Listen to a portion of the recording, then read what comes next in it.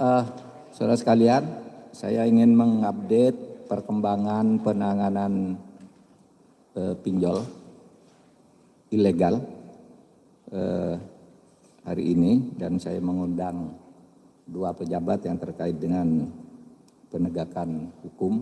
Satu, Bapak Komjen Agus Andrianto, ini Kabareskrim Polri, kemudian Bapak Brigjen Purnawirawan Ahmadi, Deputi di LPSK, Wakil Ketua LPSK, Lembaga Perlindungan Saksi dan Korban. Saya menyampaikan hal sebagai berikut, nanti Pak Kabareskrim akan menyampaikan juga, kemudian LPSK juga akan menyampaikan kepada masyarakat. Pertama, pemerintah bersungguh-sungguh dan akan terus menindaklanjuti apa yang sudah diumumkan, yakni melakukan tindakan tegas terhadap pelaku-pelaku tindakan ilegal dan tindak pidana lain yang terkait dengan pinjaman online ilegal atau pinjol ilegal. Alasan-alasan hukum sudah kita rumuskan, sudah kita tetapkan. Nanti biar perdebatannya di dalam proses hukum, karena tentu ada yang setuju, ada yang tidak, tapi pemerintah ingin hadir menyelamatkan rakyat dari tindakan pemerasan maupun pengancaman. Secara perdata, kami sementara ini menganggap itu tidak memenuhi syarat, karena syarat, terutama syarat subjektifnya ada sebab yang halal. Kemudian yang kedua, secara pidana sudah ada beberapa alternatif seperti kita kemukakan kemarin. Kemungkinan undang-undang ITE, di undang-undang ITE itu bisa ada pasal 27, pasal 29, pasal 32. Nah, yang pasal 27 itu misalnya penyebaran foto-foto tidak senonoh, foto-foto porno yang sebar untuk mengancam orang agar malu, dan itu banyak yang kasus gitu.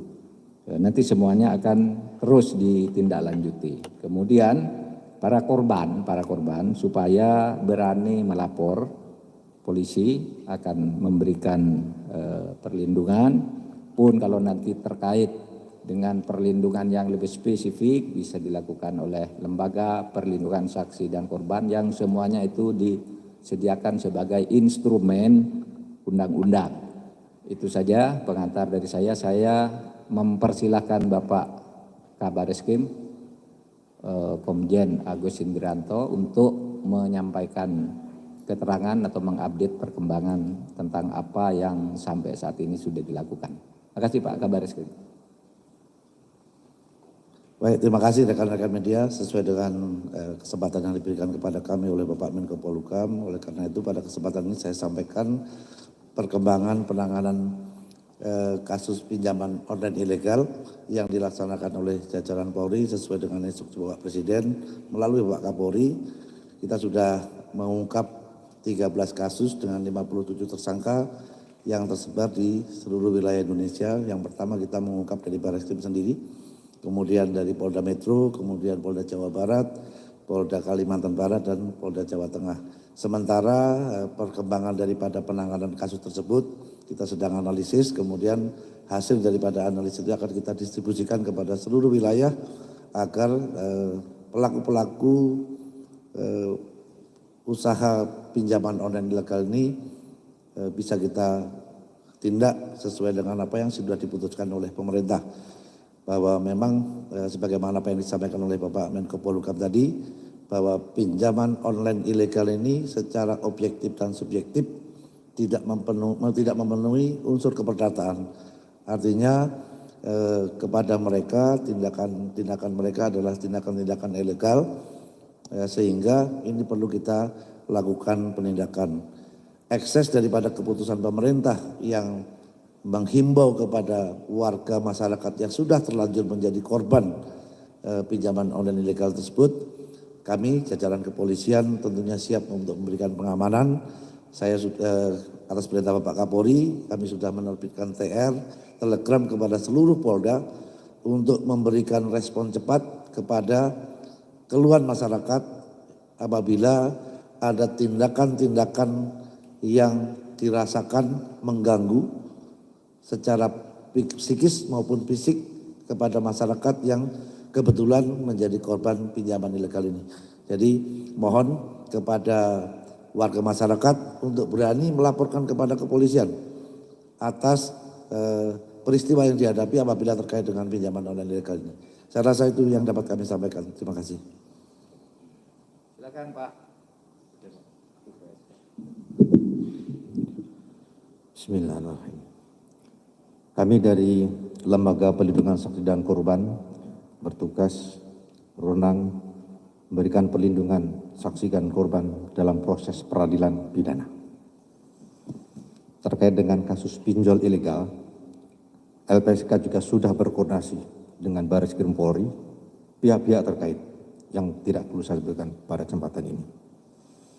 Selain juga LPSK melakukan sounding, pendalaman kepada beberapa korban. Dan kita tahu semuanya, pinjol ilegal begitu meresahkan masyarakat. Peminjaman dengan secara cepat, mudah, bunganya sangat tinggi, menjerat. Kami memberikan apresiasi telah dilakukan proses hukum, dan untuk itu LPSK juga siap memberikan perlindungan kepada saksi, korban, pelapor untuk kepentingan proses peradilan, mulai penyidikan sampai nanti di peradilan. Ini penting agar clear dan bagi pelapor atau pemohon merasa aman, tidak takut, dapat menerangkan keterangan yang sebenar-benarnya. Sekali lagi, LPSK siap memberikan perlindungan kepada saksi, pelapor, maupun korban.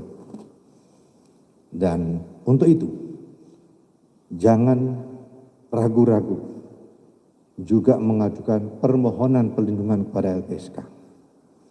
Bagaimana teknisnya? Mudah. Bisa datang langsung, bisa melalui email bpp.lpsk.go.id atau lpsk.go.id. Bisa juga melalui 148 call center, nanti akan di follow up oleh petugas tersebut, dan mekanisme melalui Android pun bisa, jadi mudah. Dan untuk itu sekali lagi kami siap memberikan perlindungan saksi dan korban dalam proses peradilan pidana sesuai ketentuan perundang-undangan. Terima kasih. Assalamualaikum warahmatullahi wabarakatuh. Baik, saudara, terima kasih.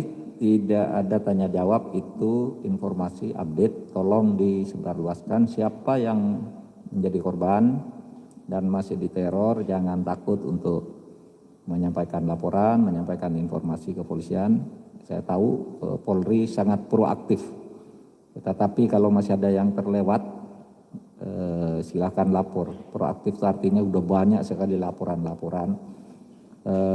Bahkan kepada saya itu ada juga laporan, misalnya ada orang meninggal karena itu, tetapi tetap keluarganya itu diteror, disuruh bayar karena pinjam hanya uang 1.200.000, lalu naik terus, lalu meninggal bunuh diri, keluarganya yang nengok diteror. Tapi ini memang tidak diberitakan karena memang dia dirahasiakan, karena kepada orang tuanya di kampung dibilang meninggal karena sakit perut. Ada yang begini, dan ini ada yang beberapa. Oleh sebab itu tolong disebarluaskan supaya hentikan teror-teror itu. Dan saya kira cukup produktif kerja Polri selama 3-4 hari belakangan ini, sehingga sementara ini kita sudah melihat hasilnya dan kita akan terus, tidak akan pernah berhenti karena negara harus hadir melindungi rakyat dari cara-cara seperti itu. Terima kasih, cukup. Assalamualaikum warahmatullahi wabarakatuh.